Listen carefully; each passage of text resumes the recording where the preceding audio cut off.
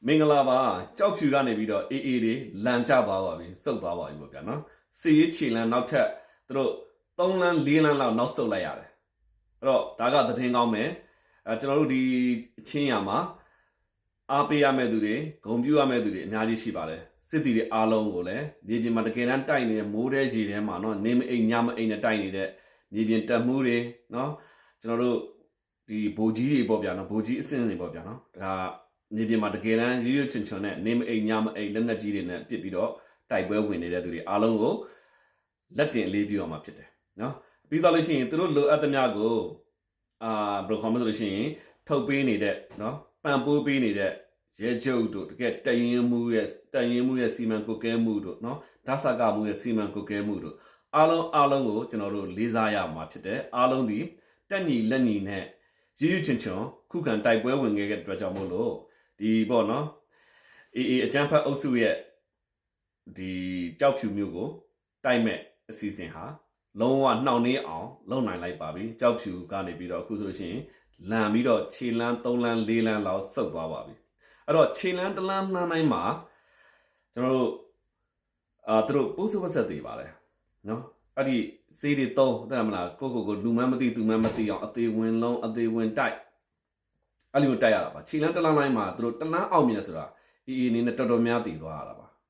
ါကျွန်တော်ဒီမြေပြင်သတင်းတွေရဆက်ကြည့်မယ်ဆိုလို့ရှိရင်မောင်တော်ဘက်ကတခါလဲစစ်ကူပို့ရတာတွေဟိုဘက်စစ်ကူပို့ရတာတွေတလားသူတို့ကုံတော့လည်းဖြစ်နေပါပဲအဲ့တော့ခြေလန်း1လန်းတိုင်း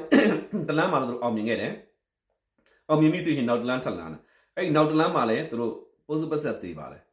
အဲ့တော့ကြောက်ဖြူမျိုးကိုသူတို့ရဖို့ဆိုလို့ရှိရင်ကြောက်ဖြူမျိုးကိုရဖို့တော့ဘယ်လိုခေါ်မလဲဆိုတော့ဝေးပါသေးတယ်ခုကြောက်ဖြူမျိုးကိုကောက်ွယ်ထားတဲ့ဒီရဲတက်ရင်32ကိုရဖို့ဆိုလို့ရှိရင်တော့သူတို့ခြေလန်းကအနှိမ့်ဆုံး4လန်းလှမ်းရမှာပါနော်အဲ့တော့မကြောက်ဖြူမျိုးကိုရတာမဟုတ်ပါဘူးနော်ရဲတက်ရင်32နဲ့ထိတ်တိုက်နေလားငါလားတိုက်ပွဲဝင်ရမှာအဲ့တော့ဒီခြေလန်းနေ4လန်းလောက်ရောက်ဖို့တော့မှသူတို့မှဘယ်လိုခေါ်မလဲဆိုတော့အသက်တွေအများကြီးစတေးရတာပါအေးတွေကအဲ့တော့ပထမခြေလန်းမှာလည်းသူတို့အသက်တွေစတေးပြီးတော့ခြေလန်းတစ်ဆင့်တိုးလာနိုင်ခဲ့တယ်တိုးလာပြီးတော့မင်းတက်တောင်ကိုသူတို့တိုက်နိုင်ခဲ့တယ်ပေါ့ဗျာနော်ဟုတ်ပြီမင်းတက်တောင်ကိုသူတို့ရသွားတဲ့အခါမှာလည်းသူတို့ပိုးစပတ်ဆက်သေးတာပါဒီခြေလန်းမှာလည်းသူတို့ဒီစီရေးခြေလန်းမှာမင်းတက်တောင်စီရေးခြေလန်းမှာလည်းသူတို့တည်ခဲ့တယ်ပိုးစပတ်ဆက်ဟုတ်ပြီမင်းတက်တောင်စီရေးခြေလန်းကနေပြီးတော့ရှေ့ကိုဆက်တိုးလာမယ်ဆိုတော့ပြိုင်စစ်ကေပေါ့ဗျာနော်ဟုတ်ပြီပြိုင်စစ်ကေစီရေးခြေလန်းမှာလည်းအေးတွေပိုးစပတ်ဆက်တည်ပါတယ်အဲ့တော့စစ်တပ်ကလည်းရွရွချွန်ချွန်နဲ့ခုခံတယ်စစ်တပ်ရဲ့ရဲအဲ့မှာခုခံတာစစ်တပ်ကောရဲရောပြည်သူစစ်ကောပါစာတွေရောအကုန်လုံးပူးပေါင်းပြီးတော့နော်ရေတပ်ကောအကုန်လုံးပေါ့ဗျာနော်ဟိုလက်နက်ကြီးတွေနဲ့ပစ်ကူတွေပေးပြီးတော့ခုခံတာဖြစ်တယ်အဲ့တော့အေးကသူ့ရဲ့ခြေလမ်း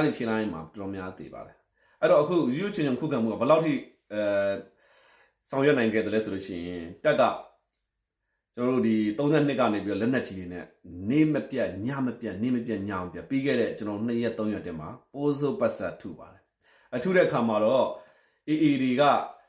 လုံးဝဖြုံသွားတယ်ပေါ့ဗျာဖြုံသွားပြီးတော့အခုဒီပြိုင်စီကေကနေပြီးတော့နောက်ကိုလုံးဝဆုတ်သွားတယ်နောက်ကိုဆုတ်သွားတဲ့ပြင်ကိုမင်းတက်တောင်တော့မှမကတ်နိုင်တော့တဲ့အခြေအနေဖြစ်သွားပြီဒီချင်းရမှာစစ်တီတွေအားလုံးအခုဆိုလို့ရှိရင်လက်ကမောင်းခတ်လို့ရပါပြီခင်ဗျားတို့စစ်တပ်အားပေးထောက်ခံတဲ့ကျွန်တော်တို့ခင်ဗျားတို့စစ်တပ်နဲ့ရက်တည်သူတွေအားလုံးလည်းပျော်ရွှင်လို့ရပါပြီကျွန်တော်တို့အားလုံးဒီချိန်မှာကျေးဇူးတင်ရမှာကမြေပြင်စစ်တီတွေပြီးတော့လို့ရှိရင်မြေပြင်စစ်တီတွေကိုကိုကဲပေးတော့ဒီဗိုလ်ကြီးအဆင့်တွေပေါ့တရေးဗိုလ်ကြီးတို့ဒါဗိုလ်ကြီးအဆင့်တွေဗိုလ်ကြီးအဆင့်တွေပြီးတော့လို့ရှိရင်တော့ဗိုလ်မှူးဒုတိယဗိုလ်မှူးကြီးအဆင့်တွေပေါ့ဗျာနော်တရေးမှူးအဆင့်တွေရဲချုပ်အဆင့်တွေရဲချုပ်အဆင့်တွေပြီးတော့ဓာတ်စကမှုအဆင့်ပေါ့ဒီအဆင့်တွေအားလုံးဒီတက်ညီလက်ညီဆောင်ရွက်ခဲ့တဲ့အတွက်ကြောင့်မို့လို့အေးကိုနော်နောက်ကိုလန်ထွက်သွားအောင်တိုက်ထုတ်နိုင်လိုက်ပါပြီအဲ့တော့အေးအနေနဲ့သူခြေလန်းဒီပေါ့နော်2လန်းကျော်လောက်ကိုသူကရွချွန်ချွန်နဲ့အသေးခံပြီးတိုက်ထားရတာအဲ့တော့သူတို့ဒီလောက်ထပ်ဆုပ်သွားပြီဆိုနောက်ထပ်လန်းမယ်ဟေးဆိုလို့ရှိရင်တော့အေးအနေနဲ့နောက်ထပ်သူအင်အားတွေစုရပါအောင်မယ်ဘယ်ကဘလို့သွားဆွဲမလဲမသိဘူးဗျာနော်ခင်ဗျားတို့လည်းသတိထားရခိုင်ပြည်မှာရှိနေတဲ့ရွာတွေမှာရှိနေတဲ့ရခိုင်တွေနောက်တစ်ခုကတော့မွတ်စလင်တွေအစသဖြင့်ပေါ့နော်တွေ့တဲ့နေရာမှာရှောက်ဆွဲနေ PDF ပါသွားဆွဲရင်ဆွဲလာအောင်မယ်အဲ့တော့သူတို့တွေအင်အားစုပြီးနောက်တစ်ခါပဲချိန်ပြန်လာမလို့မသိဘူးဗျာနော်လက်ရှိအချိန်မှာတော့နောက်ဆုတ်သွားပြီသူတို့လမ်းကြောင်းကိုကျွန်တော်တို့ကြည့်တာကညဝရီရေတပ်စခန်းဘက်ကိုဘယ်လိုခေါ်မလဲဆိုလို့ရှိရင်သွားမဲပြီးတော့ကြားသိရတယ်ညဝရီရေတပ်ဌာနချုပ်ရဲ့အကြီးကဲကလည်းတော်တော်စွာတယ်လို့ကြားသိရတယ်ပေါ့ဗျာနော်တော်တော်လဲစွာတယ်တော်တော်လဲဘယ်လိုခေါ်မလဲဆိုစိတ်သက်ပြင်းထန်တယ်သူတို့သွားတွေ့ပါလိမ့်မယ်အဲ့တော့အကယ်၍ညဝရီကိုသွားတိုက်မယ်ဆိုလို့ရှိရင်32ကနေလှမ်းပြီးတော့ပြစ်ကူတွေပေးအောင်ပါအဲ့တော့အေးအနေ